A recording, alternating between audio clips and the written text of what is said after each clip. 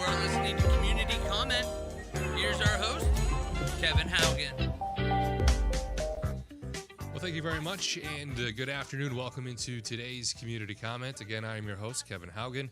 It's my pleasure to welcome into our Daily Dodge TV studio this afternoon. Joining us here is Washington County Executive Josh Schoemann. Josh, thank you so much for coming back in here. You're really your second year of hopefully a continuous monthly appearance here from the Washington County Executive. So, Josh, thanks again for coming in today here on Community Comment. Thanks for having me. It's good to be back. Yeah, beautiful weather here today, so hopefully the drive was nice. It's been finally starting to feel like spring here in Wisconsin. Yeah, it's real rough to be on the road on days like this. No, absolutely awesome to be back. Oh, fantastic. We appreciate the executive giving up some of his time here this afternoon. If you have a question for our guest here today on Community Comment, you can reach the program. 885-4446 is the number to call in today. Otherwise, you can also text 887-9595 if you have a question for our guest, Washington County Executive Josh Schoemann here on Community Comment this afternoon. And Josh, want to start off today's program talking about a really cool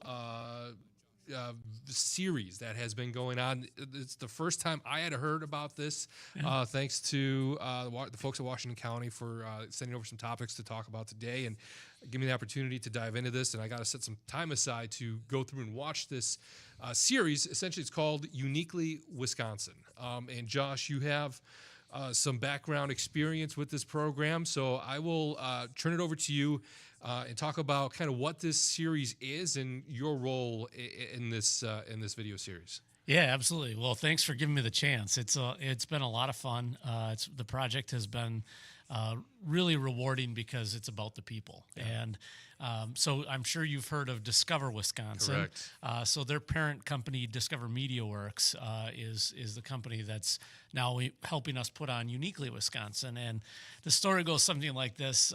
The Discover Media Works team came around during COVID when all the ARPA dollars were flowing and started to talk to different counties about making significant investments, six figures, in doing Discover Wisconsin programming. So I was a little sticker shocked with what they were asking for and didn't know these guys all that well. And so I called Mark O'Connell, who's the president, CEO of the Wisconsin Counties Association. I said, hey, this Discover Media Works group is going around making these pitches. What would you think of all of the counties kind of pooling our resources? Everybody does a little bit of something, and we can leverage that economy of scale. And he's like, yeah, tell me what you're thinking. And I said, well, what if we did something that was more about the culture and the people of our counties rather than, heads, beds, and water slides? That's kind of the thing that the municipalities do. And he said, I love it. So he connects me with Mark Rose, who's the CEO of Discover Media Works. And next thing you know, we're off and running. And now we are just rolling out season 3. Yep. We're working on season 4. And the first 2 seasons are both Emmy Award-winning seasons, which was absolutely fantastic. And most importantly, it's telling the stories of the people of Wisconsin and the counties we represent. So it's a lot of fun, and I can't wait till Dave Froling and Cameron Clapper here in Dodge County are joining us in the project. Hopefully we can pull their ears and get them to jump on board with this initiative. Yeah, because it is really I had an opportunity just to skim through some of the titles and the stories that are being told through this video series, again, called Uniquely Wisconsin. They're available, I believe, on YouTube and online that people can just type in, I'm assuming just Uniquely Wisconsin. Exactly. And that'll pull it up for them, and they can dive in and learn about these unique stories. And Josh, as a person who helped kind of birth this idea, you sort of have an executive producer title role, if that's accurate. So when you mentioned that these shows, they won the Midwest Emmy Awards for programming there, you're part of that win, and it's got to feel pretty cool to be able to launch something that not only is able to share the stories of people here in the state of Wisconsin, but it's also getting recognized in the region here as something that is really cool and that's being really well done. Yeah, absolutely. It's been a blast. I mean, so 2 years ago, I guess 2.5 years ago now, when we were nominated for the first time, I was like, this has got to be a joke. Like, I can't seriously be happening. But I'm sure there's not a lot of of, at least back then, county executives who are Emmy Award winning, but now to be 2-time Emmy Award winning, it's pretty exciting. And, those two stories, there's the first story 2.5 years ago is up in Marathon County in Athens, if you know where that is, right in between Wausau and Merrill. And it's this old dairy farm where the next generation kind of took over, turned it into an organic farm, and then sells their produce down at the square in Madison at the farmer's market, which is, of course, famous. Yep. But then what was really impressive is he also does this. Takes ingredients and makes pizzas right on the farm and invites people out. And there's these giant picnics. Oh, that's so cool. It is really cool. So I think the generational aspect, the organic aspect, the community aspect really made that kind of a neat story. And that gentleman used this phrase in the video about how, their barn is kind of like the little red barn on our license plate. And he said, and I quote, "It's the iconography of Wisconsin." So just the fact that he used iconography in a sentence, I thought was pretty cool. But that story was amazing. And then last year, the story of everybody's seen the movie. It's The League of Their Own. Yeah. Yep. The gals playing baseball during World War II. Well, we had a team in Kenosha back then.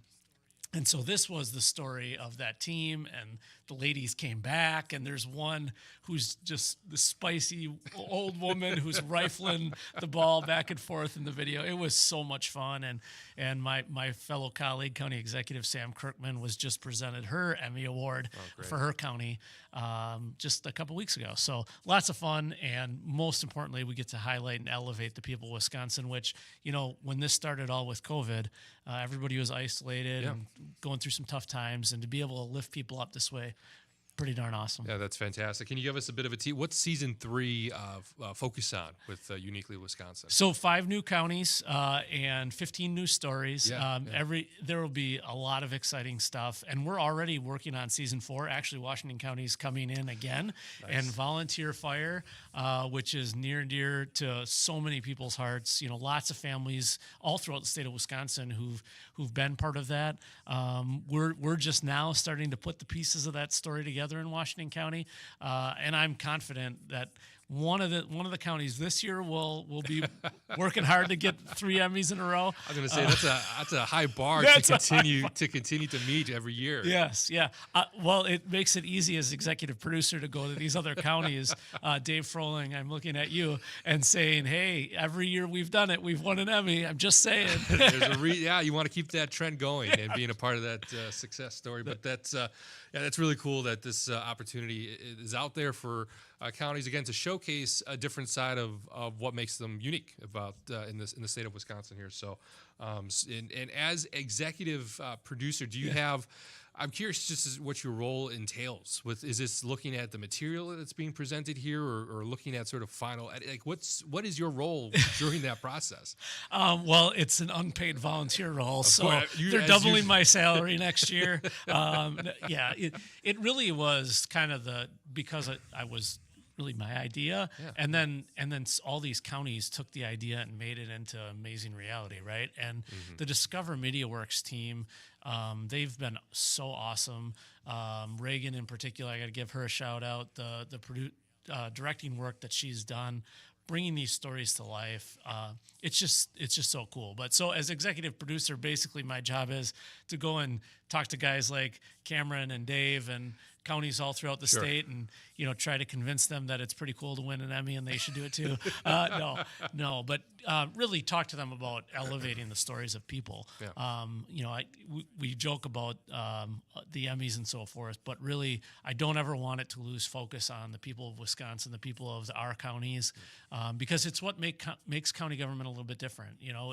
We help create the environment for people to create prosperity and for businesses to create prosperity, but it all starts with the individual, and for us to be able to tell their stories is pretty neat. Yeah, hopefully we can see Dodge County in one of these upcoming seasons of Uniquely Wisconsin. Again, you can watch those online, and there's 2 seasons out. 3rd season's just releasing here, so a lot of really cool and interesting and unique stories to catch up on in that video series as well.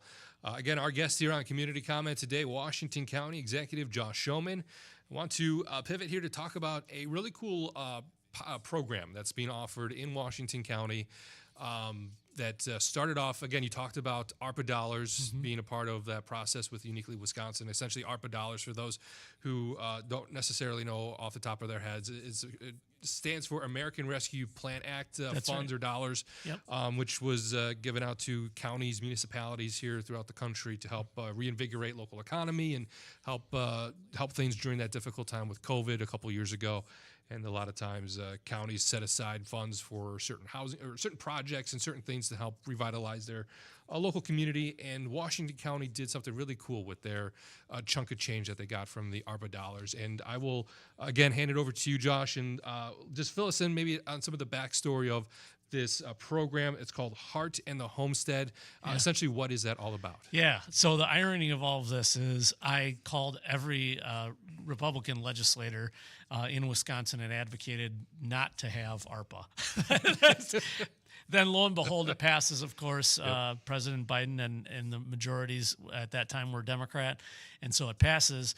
And we have Washington County was awarded $26.2 million, I think. So a chunk of that, about 10% of it, we put into this Heart and Homestead program. And it is what the name inflects. It's really about heart is where the home is, and homestead. So think Homestead Act. People, especially farmers from the area, will probably relate to that. For those of you who don't know, if you go back into history, the Homestead Act was really relevant west of the Mississippi River, but east of the Mississippi River, there were similar programs. But the long and short of it was the federal government took vacant lands and generally in like 160-acre parcels would split them up.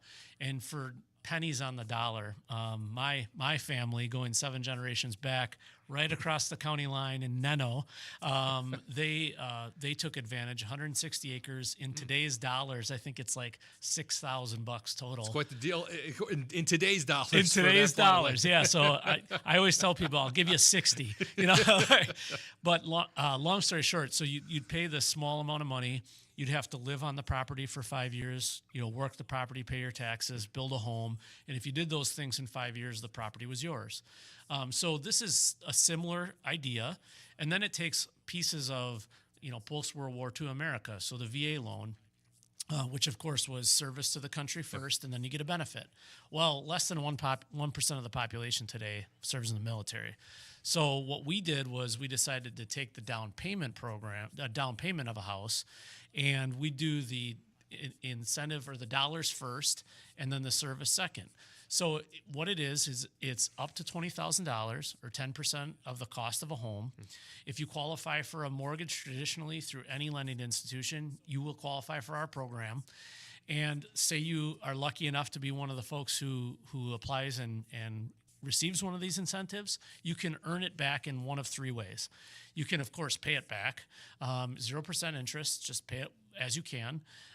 2, you can serve your community. So local nonprofits, churches, civic groups, if for every hour you donate of your time, $25 is deducted from that $20,000. For every dollar you donate, 70 cents is deducted. So if you do the math, and someone out there in TV land is probably doing the math, it takes about 5 years, and that debt can be essentially forgiven. Yeah. And of course, if you don't want to do any of that, when you sell the house, we get our 20 grand back. Sure. So it's a pretty cool program. We've had a ton of positive press on it, but more importantly, a ton of lives that have been impacted, people who come back and tell us stories where they were going to move to, a lot of the places you'd think of, Texas and North Carolina and Tennessee and Arizona, and our program was the thing that allowed them to stay home or to come home. One of the coolest aspects, I think, is we thought initially if we got 10% of the users to move in from another county or another state, we thought that would be really good as a workforce attraction initiative. It ends up that about a third of the incentives have brought new people into Washington County, and we're super thrilled about that. So it's good for our schools, it's good for our economy, it's good for prosperity in general. And so we're super excited. It's having a positive impact. And again, it's about the people, and it's having a good impact on their lives. Yeah, you mentioned the impact that it's having on those who have heard about this and apply. And You mentioned just this most recent round. This is, I believe, is this the second round at the most recent? There's been 2 so far funding rounds. I think there's been 3 rounds. 3 rounds, if memory okay. serves. Yep. But they go quick when that application window opens up. It goes That's quick. Right. That's right. So I think about 2 weeks ago now, we had the last round open up, and I think it opened at like 10 o'clock, and it was closed by noon. All 25 incentives were claimed. And it's tough right now. The housing market, especially for this program, houses have to be 420,000 and below, and to find the average cost of a house in Washington County is about 390,000. So to find a house below 420 is tough. Yeah. So you have 90 days to find a house, lock it down, and close out on it. And so sometimes the money goes back into the system because folks can't find it quick enough. Yeah. But the whole point of the program, just like post-World War II VA loans, just like the Homestead Act 100 and some years ago, it's all about giving people an opportunity. Just give them a chance to own that first home, the essence of life, liberty, and the pursuit of happiness. And you'll be amazed at the prosperity they build for themselves and hopefully pass on. Home ownership is the single greatest generational wealth builder in America, and we should give everybody an opportunity to own that home. And we're really proud to be able to do that with this program. Yeah, and you mentioned the amount of $420,000 and under, so essentially targeting that. I know this is like a buzzword that a lot of contractors and other people like to use, but affordable housing market, essentially trying to target people who could really use that help and support their journey and their search of owning and having their own place to live, essentially. Yeah, I mean, I like to refer to it as kind of the missing middle. We have a lot of homes in especially like the suburban, exurban part of Washington County that are more like $500,000, $600,000, $700,000, and then we have a number of rentals throughout the county, kind of that starter crummy 1-bedroom apartment that you think of. Yeah. But this is kind of that, the small house on a small lot, your first home, that doesn't get built anymore, quite honestly. We have another program called Next Generation Housing we've talked about before, and that one is trying to hit that niche too. But this program is any house is eligible. Next Generation Housing home, the old 1950s Cape Cod, as long as it's under that 420 mark, again, we just want to give people an opportunity to own that home and hopefully create their own American dream. That's fantastic. Now, you mentioned that this program, the Heart and Homestead program, is something that Washington County is really looking at offering on a yearly basis. Is that kind of the goal with this?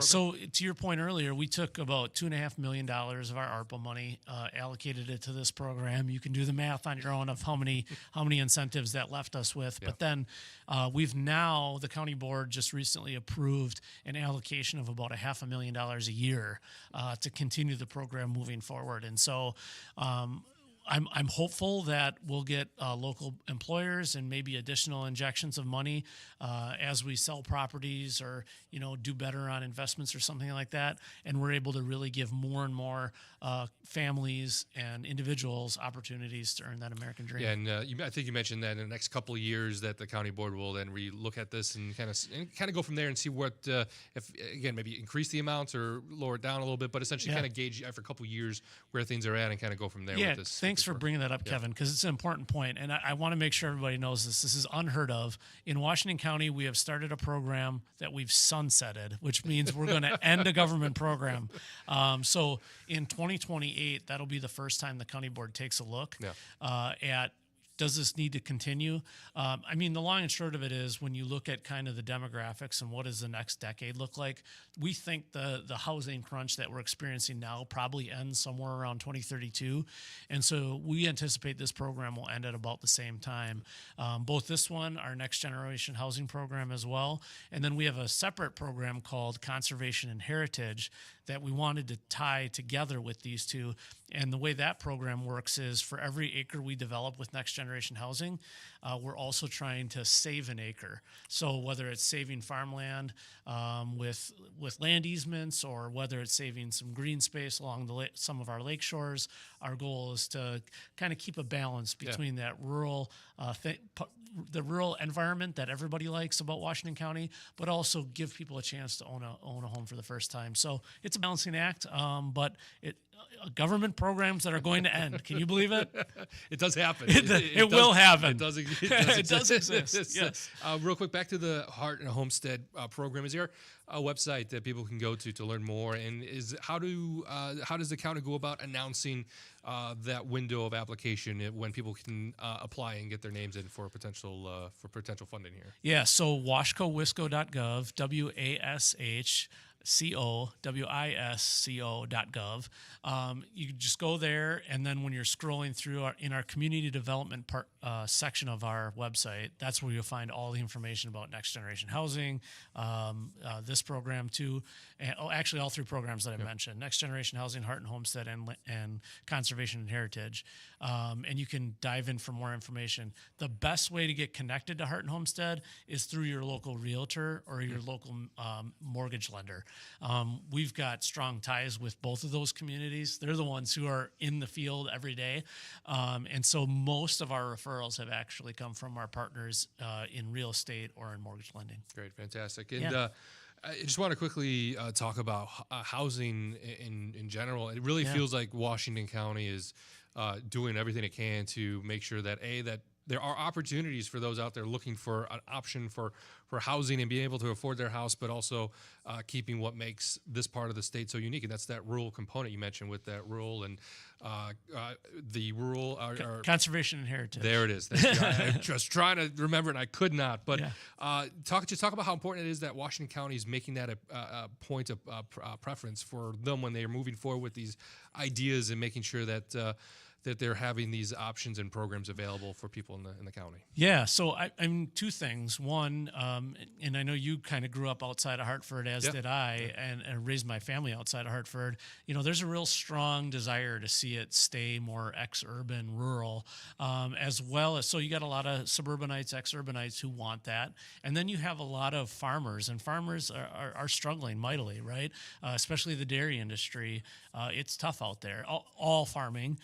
But in particular, we've seen dairy really struggle in Washington County and get much, much smaller. So we wanted to try to find ways to help support our dairy farmers, our farmers in general, but also keep that green space viable, because it's a big reason why people move out to Washington County. We actually see them slowly. They go from Wauwatosa usually to Germantown, then they go to Richfield or Erin, and eventually they think, well, maybe Dodge County is kind of nice. But no, we want to protect that rural heritage and that culture, but at the same time, you got to give young people an opportunity, because if they're ever going to be able to get to that house out in the country or buy the 80-acre farm like I was so blessed to be able to do, I started on a small house on a small lot, and slowly that's how you build the American dream, and that's how you pass on generational wealth, and that's what we want for everybody. Everybody should get just get that shot at it, and we're trying to help them do that. You got to start somewhere. We all did. Yeah, exactly right. Exactly. Our guest here today on Community Comment, Washington County Executive Josh Schoemann. We just have a couple of minutes left here on today's program, and with that time, I want to be sure we highlight just a recent survey that people in Washington County had the chance to fill out, and those results were coming in. I believe last week those results have come in. And Josh, what was the target with this survey, and just what have you guys initially seen with some of the results that the community had given you guys with their filling out the survey? So no surprise, people want their roads well taken care of, and they want law enforcement to come when they call 911. Yep. So shocker there. But I think one of the more interesting things we asked about fire and EMS, because I'm sure you see this in Dodge County. Most counties that I talk to across the state are experiencing a real challenge in kind of backfilling that next generation of volunteer fire. EMS and fire, what I've learned in this process is they're very, very different, but we put them together years ago, and so now they struggle together. But it's really fascinating what our citizens think, and this is one of the things I want to talk to you about, because I know it applies here as well, and that is they want to see more collaboration across the different volunteer districts, and they want the county to help facilitate that, whether that's with dollars or with other kinds of resources. And then this was the one that I'm most excited about. they want volunteerism. They want to see it incentivized, which kind of ties back to that Heart and Homestead conversation. Yeah. Like, I think there's a lot to be said about the familial culture of volunteer fire in Wisconsin. It's a place of belonging. It's a tribe.